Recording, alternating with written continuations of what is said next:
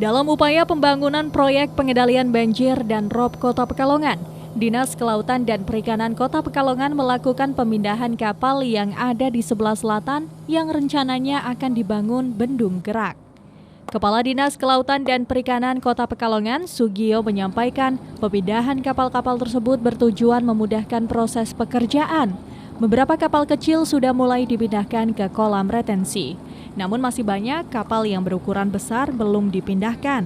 Sedangkan kapal-kapal tersebut ada yang bisa bergerak sendiri, ada yang bergerak namun harus ditarik, dan ada juga kapal yang mangkrak atau rusak.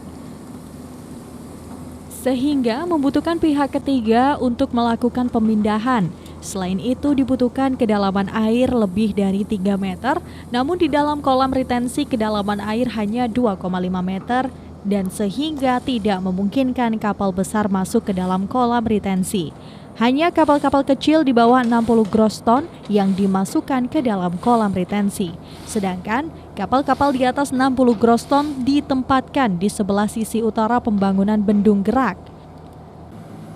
Banyaknya kapal yang akan dipindah ke beberapa titik tersebut juga beresiko kebakaran maupun kandas karena kedalamannya juga tidak terlalu dalam.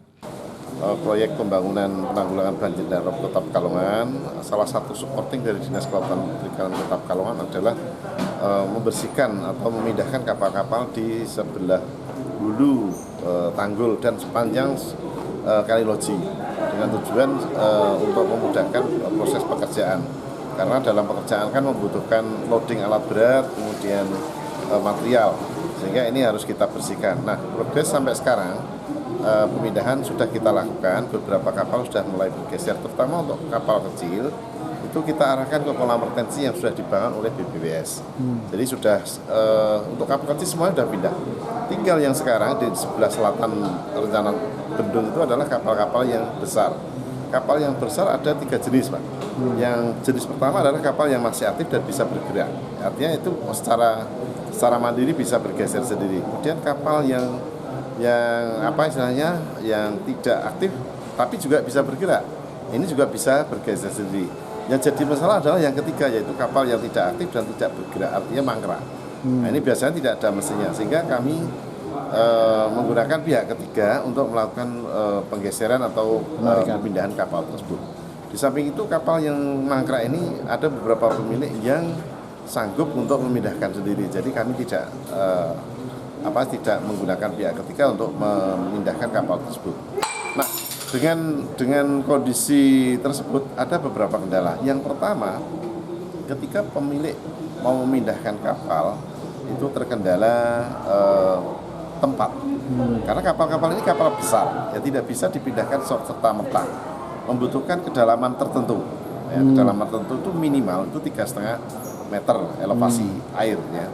Nah, kondisi di kolam retensi itu paling tinggi atau paling dalam adalah 2,5 meter. Sehingga ini tidak memungkinkan kapal besar masuk ke kolam retensi. Oleh karena itu kita dahulukan yang untuk kolam retensi adalah kapal-kapal kecil yang di bawah 40 gross ton. Untuk kapal di atas 60 gross ton kita arahkan ke kolam pelabuhan atau di sisi utara bendung atau muara. Nah, itu pun kami masih kesulitan karena saking banyaknya kapal sehingga berimpitan.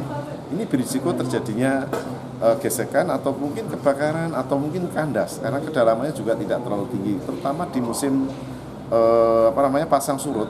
Itu sungai di muara Kali Loji itu dangkal. Ini menjadi kendala kami juga.